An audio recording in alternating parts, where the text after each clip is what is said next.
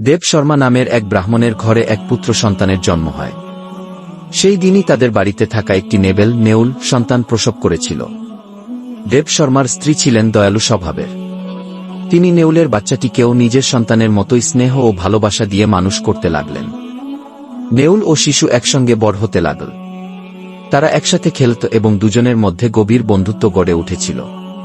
কিন্তু দেব শর্মার স্ত্রী সবসময় মনে মনে একটা সন্দেহ পোষণ করতেন, নেউল তো এক পশু, যদি মূর্খতাবশত কোনোদিন তার সন্তানকে ক্ষতি করে ফেলে।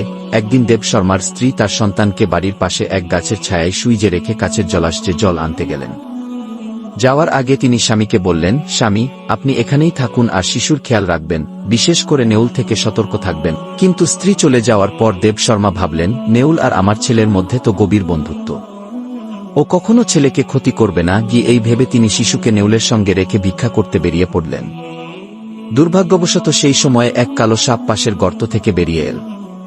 নেউল সেটা দেখে খুব ভয় পেল এবং ভাবল, এই সাপটি আমার ছোট বন্ধুকে দংশন করে ফেলতে পারে কি। তাই সে সমস্ত সাহস ও শক্তি জড়ো করে সাপটির উপর ঝাঁপিয়ে পড়ল। দুজনের মধ্যে ভয়ানক লড়াই হল। শেষ পর্যন্ত নেউল সাপটিকে মেরে ফেলল, কিন্তু লড়াইয়ের সময় তার মুখ ও পাঞ্জা রক্তে ভিজে গেল। কিছুক্ষণ পর ব্রাহ্মণের স্ত্রী জল নিয়ে ফিরলেন। দূর থেকে দেখতে পেলেন নেউল দৌড়ে আসছে এবং তার মুখে রক্ত লেগে আছে।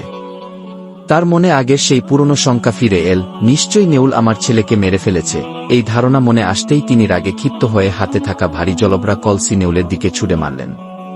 ছোট্ট নেউলটি সেই আঘাতে সঙ্গে সঙ্গে মারা গেল। তারপর তিনি তাড়াতাড়ি ছুটে গিয়ে ছেলের কাছে পৌঁছালেন।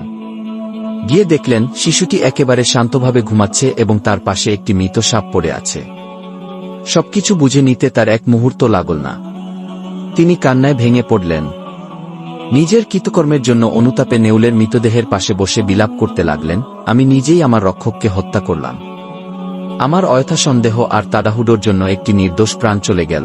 এই গল্প আমাদের শেখায়, বিনা চিন্তাভাবনায় নেওয়া সিদ্ধান্ত জীবনে দুঃখ ও অনুতাপই ডেকে আনে।